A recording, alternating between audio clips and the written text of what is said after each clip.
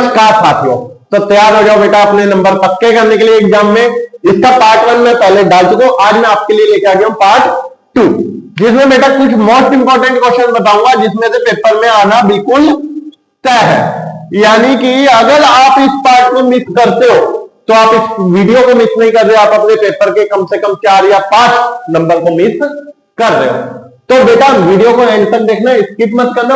हाँ, जल्दी से चैनल को सब्सक्राइब कर लो, वीडियो को लाइक कर दो, शेयर कर दो, शेयर रुकने नहीं चाहिए। और अब हम टॉपिक्स को देखते हैं। क्या सबसे पहले बेटा समकालीन दक्षिण एशिया हम पढ़ रहे थे, इसमें मैंने बेटा आपको 3 देशों की बता दी थी। एक पाकिस्तान का बता दिया था, बांग्लादेश का बता दिया था, श्रीलंका का बता दिया था। ठीक है, आज मैं आपको शुरू कर देता हूं बेटा सबसे पहले नेपाल से। किससे? नेपाल। नेपाल की क्या हालत है? देखो नेपाल में बेटा 1990 तक, कब तक?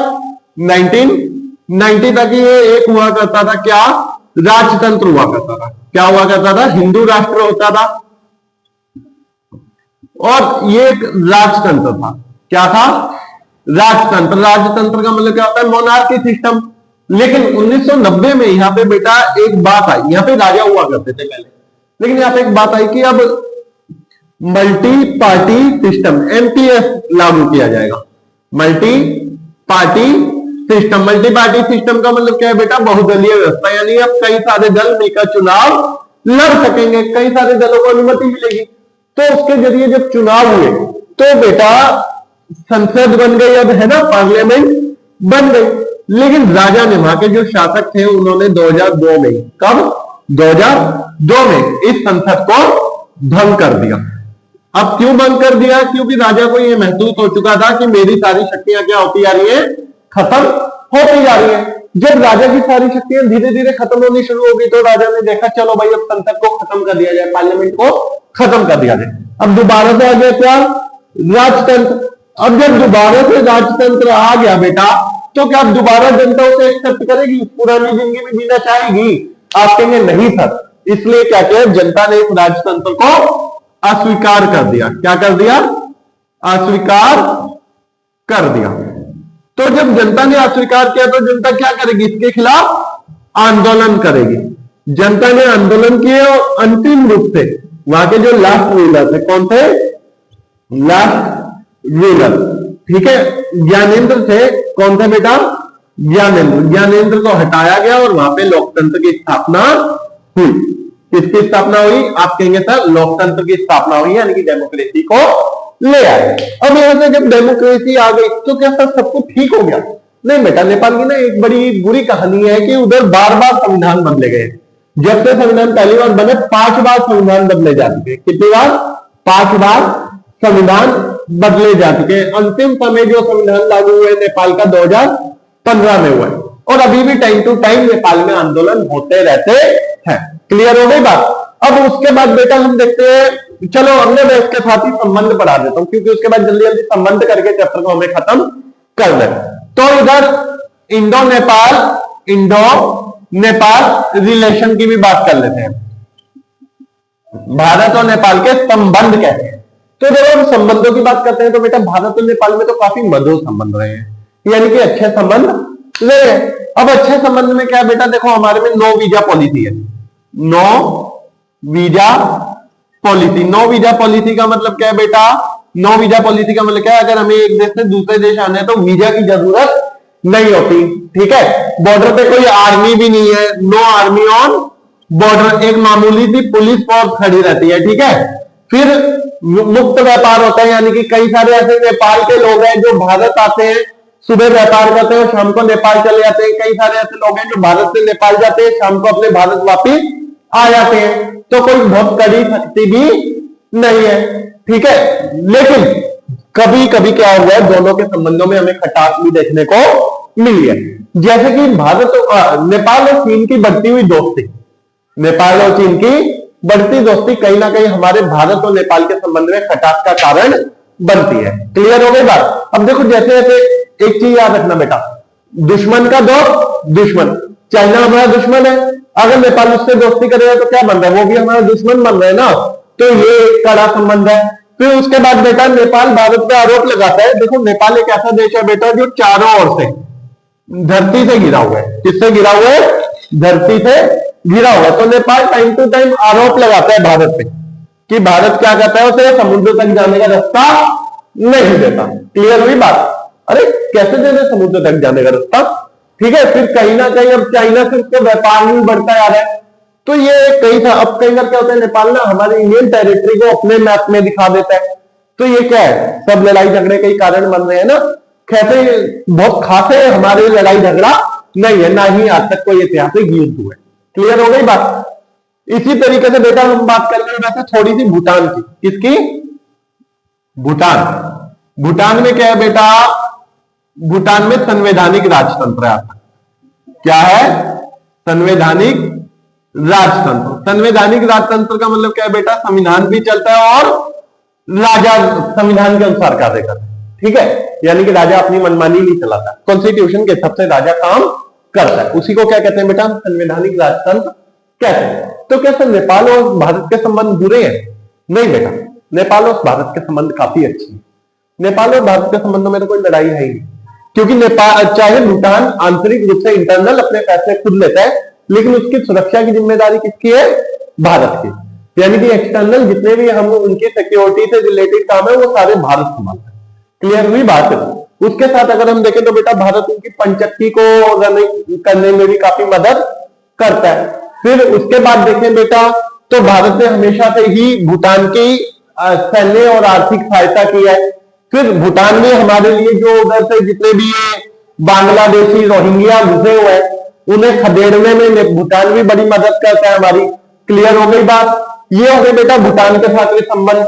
अब हम दो देशों के साथ और पढ़ लेते हैं बेटा, एक बांग्लादेश के साथ और एक पाकिस्तान के साथ। क्योंकि देखो बांग्लादेश इस टाइम का सबसे गर्म मुद्दा है। तो सीबीएसई के तहत सबसे ज्यादा चांस है बेटा बांग्लादेश और नेपाल, बांग्लादेश और भारत के संबंध पेपर में आ गए। क्लियर हुई बात?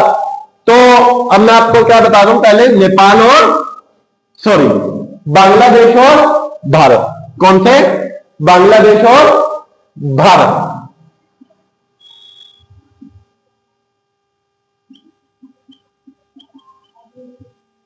और इंडिया। ठीक है, रिलेशन मैं बताना शुरू करता हूं आपको। बांग्लादेश और इंडिया के रिलेशन कैसे है बेटा? देखो आप जानते ही हैं, इस टाइम का तो माहौल जानते ही है बांग्लादेश में क्या चल रहा है।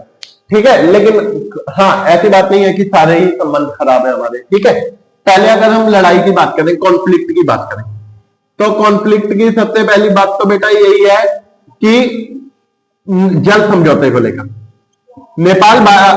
बांग्लादेश भारत पे आरोप लगाता रहता है कि भारत उसे उसके हिस्से का पानी नहीं देता। क्लियर हुई बात? फिर अब भारत का नेपाल पे आरोप है। देखो यहाँ पे एक तो हमें ये प्राकृतिक गैस निर्यात नहीं करता। ठीक है, एक तो हमें ये प्राकृतिक गैस निर्यात नहीं करता। और उसके बाद अगर हम बात करें बेटा यहाँ पे, जैसे यहाँ पे मान लो ये बांग्लादेश बन रखा है। ठीक है, यहीं पे एक म्यांमार है। क्या है? म्यांमार। म्यांमार हमें यहाँ पे प्राकृतिक गैस सप्लाई करना चाहता है। देखो डायरेक्ट ऐसे आ सकते हैं ना, लेकिन ये ऐसे जगह नहीं देता जिसमें ऐसे ऐसे नेपाल पूरी जगह घुमा के जानी पड़ती है। फिर उसके बाद बेटा इधर ही ऊपर का हिस्सा हमारा पूर्वोत्तर भारत है, जिसे सेवन सिस्टर्स कहते हैं। क्या कहते हैं? Seven sisters. ठीक है, तो अब हमें यहाँ से अपनी सेना बंगाल से सेवन सिस्टर्स में पहुंचानी है, तो हम ऐसे लेके जा सकते हैं, लेकिन बांग्लादेश हमें उसके लिए भी रास्ता नहीं देता, जिस वजह से हमें ऐसे घुमा घुमा के सेना को लेके जाना पड़ता है। क्लियर हुई बात? अब देखो अभी थोड़े दिन पहले देखो बांग्लादेश क्या कहा था, मैं ये सेवन सिस्टर्स वाला हिस्सा पूर्वोत्तर भारत कब्जा कर लूंगा। सेवन सिस्टर्स के बाकी भाई जो बैठे हैं बेटा तो ये नचा देंगे बिल्कुल। ठीक है, तो ऐसी सोचे मत रखा करो। क्लियर हो गई बात? तो यहाँ पे क्या हुआ, ये पूर्वोत्तर भारत को हथियाने की धमकी दे रहा था हमें। बाकी सारे भाई भी तो बैठे, ये भूल गए बगल में तो बिहार है। फिर बता देंगे इन्हें, जानते हो ना बिहार वालों को अच्छे से, एकदम बोले तो लिट्टी चोखा बना के खा जाएंगे तुम लोग, समझ गए? अब ये क्या हो गया, पूर्वोत्तर भारत है, इसे कब्जा करने की सोचते हैं। तो ये सब क्या है, कॉन्फ्लिक्ट है ना। अब क्या सब अच्छे संबंध भी है? जी हाँ व्यापार, दोनों देशों में व्यापार होता रहता है। बांग्लादेश है वो भारत की एक्ट ईस्ट नीति का, लुक ईस्ट और एक्ट ईस्ट नीति का हिस्सा है। ठीक है, कोई नेचुरल डिजास्टर्स आते हैं, नेचुरल डिजास्टर्स का मतलब क्या होता है बेटा, कोई भी अगर प्राकृतिक आपदाएं आती है तो मिलजुल कर काम करते हैं। ठीक है, और सबसे बड़ी बात तो बेटा, रिश्ते कितने भी खट्टे हो, ठीक है, आखिरकार है तो हमारा पोता ही, समझ गए ना बात को। तो कहीं ना कहीं क्या है, ये खटास को पैदा कर रहा है। क्लियर हो गई बात। अब ये कुछ अच्छे संबंध है, खैर देखो मेरे को नहीं लगता कि हमें नेपाल बांग्लादेश से कोई अच्छे संबंध रखने चाहिए, ठीक है, लेकिन फिर भी कुछ मामलों में तो देखो पड़ोसी देश है तो व्यापार वगैरह तो चलेगा ही चलेगा। क्लियर होगी ना बात। अब प्राकृतिक आपदाओं में भी एक दूसरे का साथ देना ही पड़ता है। अब एक्ट ईस्ट का जो लुक ईस्ट एक्ट ईस्ट की नीति है उसका भी ये हिस्सा बना हुआ है। तो ये कुछ अच्छे संबंध दिखाई देते हैं किसके साथ, बांग्लादेश के साथ, और कॉन्फ्लिक्ट और बुरे संबंध मैंने आपको बता दिए। अब आते हैं बेटा पाकिस्तान के साथ। पाकिस्तान के साथ बुरे संबंध और अच्छे संबंध अगर मैं आपको गिनवाऊं तो बेटा बुरे ज्यादा मिल जाएंगे। खैर कोई नहीं, फिर भी कुछ अच्छे संबंध है, कुछ अच्छे रिलेशन है जिसमें हमने संबंधों को ठीक करने की कोशिश की है, ठीक है। Pakistan India, Pakistan Indo India संबंध, ठीक है, या रिलेशन।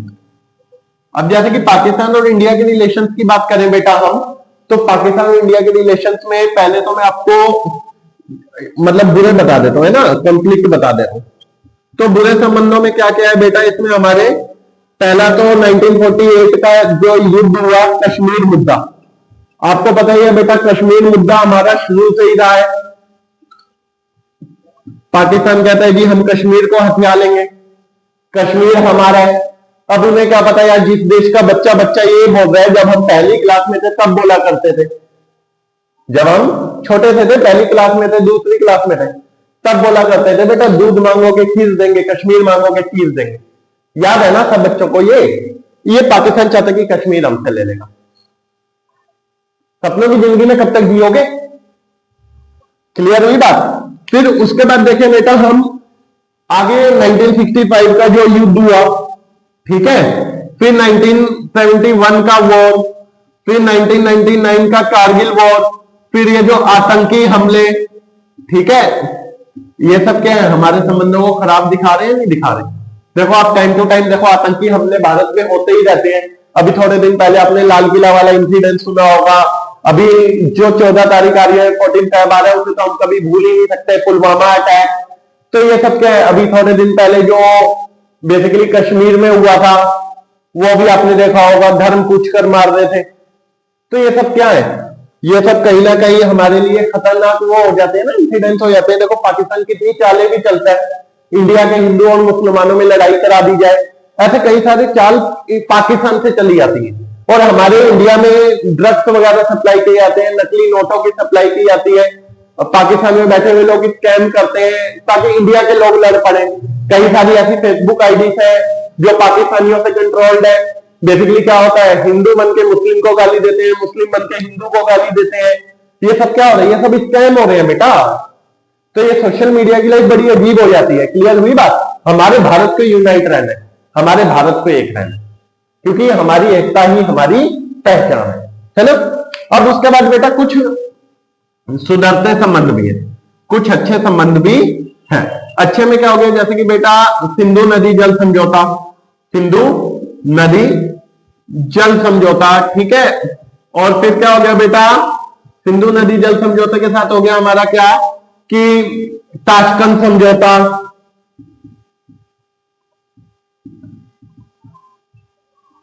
सिंधु नदी जल समझौते का मतलब क्या, सिंधु नदी के पानी को लेकर समझौता हुआ था, कितने पे हक पाकिस्तान का, कितने पे हक इंडिया का।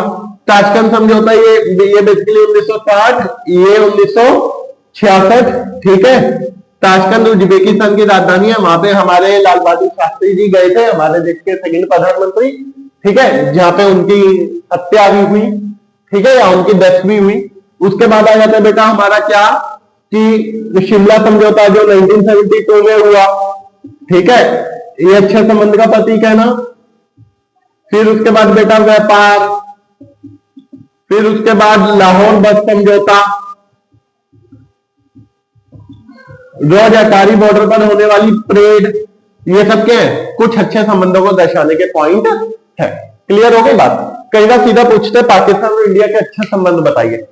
अब बच्चा तो कंफ्यूज, यार ये पाकिस्तान भी अच्छा हो सकता है, ठीक है। तो कुछ है ऐसे समझौते जिसमें हम देख सकते हैं कि अच्छे रिलेशन दिखाई दे रहे हैं। क्लियर हो गई बात। फिर ऐसे ही बेटा इंडिया और श्रीलंका रिलेशन, इंडिया श्रीलंका। अब क्या होता है, बच्चे क्या करते हैं, कई बार बच्चे लिखाते हैं अरे सर जी वो ना हमारे प्रभु श्री राम रावण को मार रहे थे, इस वजह से श्रीलंका के लोग गुस्सा होते हैं। बेटा ऐसा पॉइंट मत लिखना पेपर में कृपा कर, ठीक है। देखो श्रीलंका से हमारे रिलेशन कोई ज्यादा खट्टे नहीं है, क्योंकि बीच में इतना बड़ा समुद्र आता है, समुद्र के पास जाके लड़ने थोड़ा ना जाएंगे यार इतना ज्यादा, ठीक है। लेकिन फिर भी जैसे कि 1987 में भारत ने अपनी शांति सेना भेजी थी, जिसे श्रीलंका ने वापस लौटा दिया था बिना कार्य किए। ये एक बुरा कॉन्फ्लिक्ट हो सकता है ना। फिर उसके बाद 2004 में बेटा जब श्रीलंका में सुनामी आई थी तो भारत ने उनकी मदद की थी ना। ये क्या हो सकता है, एक अच्छा रिलेशन हो सकता है, कोई खासा हमारे बुरे रिलेशन श्रीलंका से नहीं। क्लियर हो गई बात। उसके बाद बेटा हम देख लेते हैं एक दो क्वेश्चन, अगर आपको उनके आंसर कमेंट चाहिए तो आप कमेंट में जरूर बताना। क्लियर हो गई बात, आपको उसकी पीडीएफ मिल जाएगी। और जैसे कि मैंने आपको पहले भी दे रखा है बेटा नंबर 7982038393, आप इस नंबर पे बेटा व्हाट्सएप करके भी मुझसे पीडीएफ मांग सकते हैं। क्लियर हो गई बात। अगर किसी भी बच्चे को नोट्स चाहिए तो इस नंबर पे मैसेज कर सकते हैं। फिर उसके बाद बेटा मैं आपको बताऊं दो क्वेश्चन, जो एक तो बेटा आप ये याद रख लेना कि भारत को बाहुबली की तरह देखते हैं, भारत को बाहुबली की तरह, बाहुबली मतलब एक बहुत पावरफुल कंट्री की तरह देखते हैं दक्षिण एशिया के देश। इसके कारण तो इसके कई सारे कारण हो सकते हैं, जैसे कि बेटा आप जानते हो कि भारत एक बहुत बड़ा देश है साइज के हिसाब से, और दक्षिण एशिया के बाकी के देश जो है वो बहुत छोटे छोटे हैं, तो उन्हें डर लगता रहता है कि भारत का भी हमला करके हमारे पे राजनीतिक रूप से कब्जा ना कर ले। फिर उसी के साथ बेटा कई और पॉइंट हो जाते हैं, जैसे कि भारत, अब उन्हें ये भी डर लगता है कहीं हम भारत से व्यापार करेंगे तो ऐसा ना हो कि भारत सिर्फ और सिर्फ हमें अपना आर्थिक रूप से गुलाम बना ले, ठीक है। फिर उन्हें डर लगता है कि भारत किधर हमारी अर्थव्यवस्था को पूरे तरीके से कब्जा ना ले, ठीक है। ऐसे कई सारे डर जो उनके मन में काम करते हैं। फिर उसी के साथ बेटा एक क्वेश्चन आ जाता है कि दक्षिण एशिया में बाहरी ताकतों का प्रभाव, किसका, बाहरी ताकतों का प्रभाव। बाहरी ताकतों का प्रभाव तो मतलब क्या आप देखते होंगे बेटा दक्षिण एशिया में बाहरी ताकतें, जैसे कि बाहरी ताकतों का मतलब होता है अमेरिका हो गया, ठीक है, जो बड़ी ताकतें, रशिया हो गया या यूरोपियन कंट्रीज हो गई, इनका एशिया की शक्ति में काफी बाहरी प्रभाव दिखाई देता है। इस कथन को समझाइए, ये क्वेश्चन आ जाता है, ठीक है। तो आप कोई भी बच्चा इसका आंसर जानना चाहता हो तो कमेंट में लिखे, मैं अलग से वीडियो बना के अपलोड करूंगा, ठीक है। फिर उसके बाद बेटा एक और क्वेश्चन आ जाता है, ये 3 क्वेश्चन मैं आपको बता रहा हूं जो पेपर के लिए बहुत मोस्ट इंपॉर्टेंट है, ठीक है। एक क्वेश्चन आ जाता है बेटा क्या, कि अगर हम चाहे तो जैसे बाकी सब संगठन है वो काफी आगे बढ़ चुके हैं, लेकिन हमारे जो दक्षिण एशिया है वो उतना आगे नहीं बढ़ा, तो दक्षिण एशिया को आगे बढ़ाने के लिए हमें कुछ संबंध सुधारने होंगे। उन संबंधों को सुधारने के लिए हम क्या क्या कदम उठा सकते हैं, यानी कि दक्षिण एशिया के विकास के लिए हम क्या नीतियां बना सकते हैं, ये क्वेश्चन पूछ सकता है। तो आप कहेंगे बेटा सबसे पहले तो सर देखो इनके जो कॉन्फ्लिक्ट चल रहे हैं, जो आपसी युद्ध चल रहे हैं, उन युद्धों की जगह हमें शांति से काम लेना होगा, ठीक है। फिर आप बताओगे सर हमें टाइम टू टाइम क्या करना होगा, टाइम टू टाइम हमें इसके सम्मेलन रखने होंगे जैसे दूसरे संगठन रखते हैं। फिर उसके बाद आपको ये बताना होगा सर हमें कहीं ना कहीं व्यापार को बढ़ावा देना होगा और टैक्सेस को कम करना होगा। क्लियर हुई बात। तो इतने सारे सुधार आप सजेस्ट कर सकते हैं। बेटा ये जो बताए इससे बाहर चैप्टर में से कुछ नहीं आएगा, आप पार्ट 1 और देख ले, पार्ट 2 देख ले, ठीक है। और हाँ, अगर वीडियो अच्छी लगी हो तो चैनल को सब्सक्राइब कर दे, वीडियो को शेयर कर दे और लाइक कर दे। जय हिंद, जय भारत।